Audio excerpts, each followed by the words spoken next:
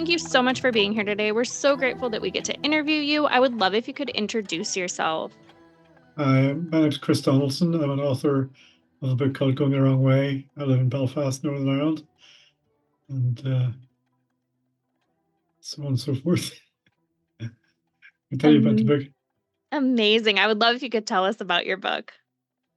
Well, I'm now sort of just retired at 66, but about 42 years ago, I decided to set off around the world on a motorbike. I was brought up in Belfast through the 70s, and I'm sure if some of you remember that far back. There was a sort of minor civil war going on. Really wasn't the best place in the world to be brought up, but like a lot of teenagers and guys my age, they thought about getting out of town, getting somewhere else. It must be a better place to live rather than Belfast. So I always had this notion to go to Australia, and for some peculiar reason, I decided I want to do it on a motorbike. Um, so I set off in '79. I was about 21 years old to ride to Australia. I had relations there. I could get a job and see what happened. Um, but I didn't get very far. I got to London and was staying with friends and getting my visas and so on sorted out. Whenever the Ayatollah Khomeini took over the American embassy in Tehran, another bit of history. So that basically shut my route east. So my plans that I've made making for the last 2 or 3 years were all in bits. So I decided to go down to Africa because it was November. I wanted to get somewhere warm, and it was about as much as I knew in Africa about Africa. It was hot. Um, So I rode the bike down through the Middle East, around to Egypt, through the Sahara and down to Cape Town, South Africa. It was in the middle of the apartheid rule at that stage, but I was able to get a job in a sailing yacht in a race, come back to Europe, and the sponsors shipped the bike to the States. So I was able to get a job in the States, travel around the States, up to Canada, and then down to South America, where I finished off in Buenos Aires. So the book's called Going the Wrong Way, and can't go much further wrong. I'm going to go to Australia and ending up in Argentina. Um, so yeah, I started writing a book. I realized that it was a pretty unique trip at that stage, and I started writing a book in my journals, and I got on so far, and then I realized that there's another book that's been released by a guy called Ted Simon, who was a professional author, a professional journalist. And I looked at his book and I thought I can't do anything like that, so I basically gave up and reverted back to a normal life for the next 40 years. Um, and things happened. COVID hit, a few Brexit, a few different things. I thought, I've got the story here. I need to get that out here. Ian McGregor and a few other guys had done something similar. I thought, well, I did it with 25 people, a lot of money behind them. So I want to get the real story out, what it's like riding around the world on a motorbike. So I got my journals out a couple 3 years ago, and started again writing the book. And one of the things that was pretty novel about it was writing. I was then 62, 63, writing about myself whenever I was in my teens and early 20s, 21, 22. Um, Looking at the photographs, and I could really sort of bring myself right back to when I was 21, in a way that I thought wouldn't be possible because a lot of times pass. You forget things, you forget what's happened last week, let alone 40 years ago sometimes. But it was amazing how the brain works, that I was able to read the journals, and the stories that I'd forgotten about or thought I'd forgotten about came back in the back of my mind, and was able to see the photographs, and the whole how I felt and what things that happened came back to me very, very strongly. So yeah, so I wrote the book, released it, self-published it, which is another self-education, I suppose. Um, it's got 1,400 positive reviews on Amazon. It's been quite a success. I say that because I was never really very academic at school. I don't think it was very stupid, but of course, in those days, they didn't have dyslexia or anything like that. Then you were just too stupid or you couldn't spell, So um, the book's been a great success, and it's amazing how much something like that can change the direction of your life again. It changed the direction of my life when I was 21. But by releasing the book, I sort of got back into motorcycling. I've got met friends that I haven't seen for 40 years, and it's been a tremendous effect on my life ever since.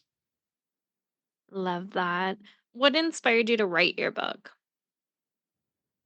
Well, originally it was because I thought nobody had ever done written about a journey like that before, so I would be the first to do that. And then whenever the guy Ted Simon wrote his, uh, that sort of I thought I can't do that. Didn't have the confidence. I suppose I was only 22 at that stage. But whenever I ever thought about it, I realized that he was 45 years old. He was a professional person, professional uh, journalist, and he was paid by the Sunday Times to go around and do the journey. Whereas I was 21, I was living sort of on a shoestring, traveling on a shoestring, meeting people half his age. So it was a completely different journal, completely different story to his. And as I say, then decided to finish the story 3 or 4 years ago. Just got down and wrote the book. Well, I suppose I had more confidence and more ability, and also had spell checker on my computer, so I could put so many red lines through it.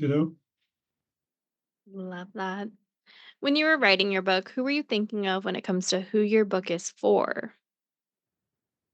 Um, I suppose for my wife and my parents, because my wife's put up with me talking about it, and for 3 years when I was writing it, and my parents probably because I never in this world would I ever thought that I would have written a book. It's become a bestseller. So I'd like to just show them and say, there you go. Amazing. How long have you been writing and what made you really sit down and start? Well, how long? It took me 40 odd years to write the book. But there was 35 years of, as I say, reverting normal life, getting married, having children, running a business, and so on and so forth. And it was partly, I suppose, one at the stage that I realized that it's about myself doing a trip on a motorbike, but it's really not a motorbike book. It's really like a coming of age story about a young guy discovering what he can do and what he can't do and what he should do. Uh, so it's, as I said, it's travel log, it's a motorbike book, but it's more of a coming of age story. Um, I've actually, once I published the book myself, it's made such a big change to my life. One of my mates said to me, "You never actually got to Australia, so why not have another go?" So I started 3 years ago to make the journey again. I couldn't afford the time and the money to just disappear off for a year and a half to do that. So we rode for 2 weeks, parked the bikes up for 2 weeks or for 2 months, and then went back and repeated the journey. So I actually got to Australia last year after 43 years after I left. So I have another book coming out, hopefully on that if I can get it finished before another 40 years. Excuse me. So instead of going the wrong way, I was being coming of age story. This is more like it's called what we call adventure before dementia, which is looking at life from the other side of the time gap. Let's say rather than starting off in life, well, hopefully not finishing off in life just yet, but finishing off with work. It's got a big. The more I thought about it, I realized what a big life change it is retiring because it's nearly biggest, it's bigger than anything else that happens to you in your life. You go to school, you go to university, you get a job. All those things are important, but really getting when you retire, your kids are left home probably are no, hopefully you've got financially secure, and suddenly you've got all this time in your hands, but you have a issue with your age and your body slowing down, and obviously coming to the end of the journey yourself at some stage. So it's very much the other end of the working life. So, but we won't talk too much about that because I haven't finished it yet. Amazing. What is your schedule like when you are writing a book? Pretty haphazard, pretty sporadic. As I say, I've got kids and they're living at home. One of them is all the time. And you don't want to lock yourself away in the middle of your family. It can't affect your family life. It can affect your working life. It's still working. So try and get up early in the morning to it then. So find that when you're 66 anyway, your brain seems to be in better fettle to write, to remember, to be um, artistic or to generate thoughts first thing in the morning. So to try and get up before they start work. Love that. What do you need in your writing space to help you stay focused? Well, food, the trouble is with since COVID, I suppose we do a lot of work from home. And I don't mind doing that, but I'd rather be in the city centre, always working in an office. But the trouble is when you're working at home, the kitchen's next door and there's always buns or biscuits or something like that. So I can find myself eating nonstop when I'm writing. So that'll be an issue I'll have to go to the gym with once I get finished. Love it. What is your favorite writing snack or drink? Um, I used to just drink tea actually because coffee gets me a bit hyper after a while. I'd say chocolate biscuits are hard to beat. Love that. What type of books do you personally enjoy reading? Um, I suppose I do enjoy reading travel books. That's what I've enjoyed. Hemingway would probably be my favorite author. But I don't have a, I like all different sorts of books. I like to read different, um, you get different viewpoints of what's happening in the world, what's happening in a story. So I don't have, I'm trying to read a spread of different types of book, different novelists, different authors, and so on, just to get a um, varied story. Amazing. Are there any books or authors that inspired you to become a writer? Not really. I really sort of an author by accident. Somebody sort of coming to it because if I hadn't made the journey first, I wouldn't be writing a book. So I'm not having to imagine fiction, for instance, which I would think to be awful lot more difficult to write a fiction book because you're having to make the thing up and make it sound good, make it the characters come to life and so on. Um, so I'm writing nonfiction, which is I've already got the story. It's a matter of trying to get it down on paper and on a keypad and make it interesting, make it um, people emotion get feel some emotion about it, and also make them laugh as well. I think that I like to put myself have a bit few laughs through it, so I'm trying to do that as well. What books did you grow up reading? Did you have an all-time favorite? Um, Not really, I suppose. I mean, I've read the Zen the Art of Motorcycle Maintenance. It's probably one of the latest ones that have been enjoyed, but I do enjoy Hemingway because it's like this type of prose, type of to the point, without the sort of too many adjectives and too much meaningless overview. I think you read the likes of Dickens and some of the older texts, you can nearly get lost in the nonsense without getting the story. So I'd rather have something that's straight to the point. On the other side of that, now as an adult, what are your favorite series or authors that if they come out with something, you automatically grab it?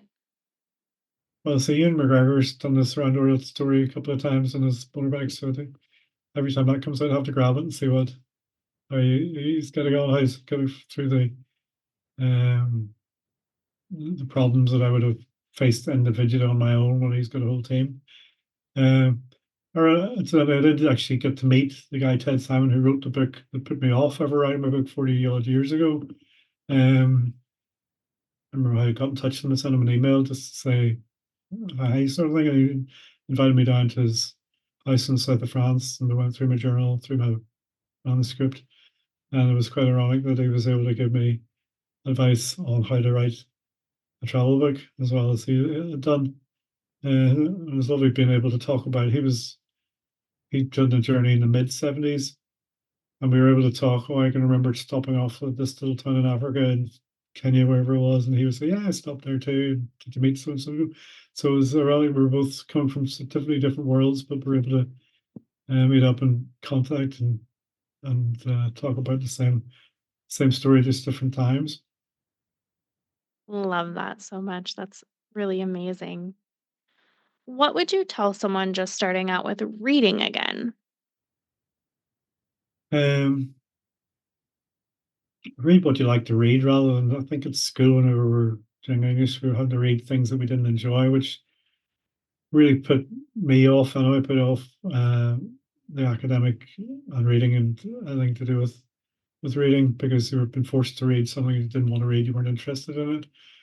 So it's a bit lazy, I suppose, to reading something which comes easy to you. But these days, so little time, spare time, you don't have to put time against something. You may as well read something you enjoy, you know.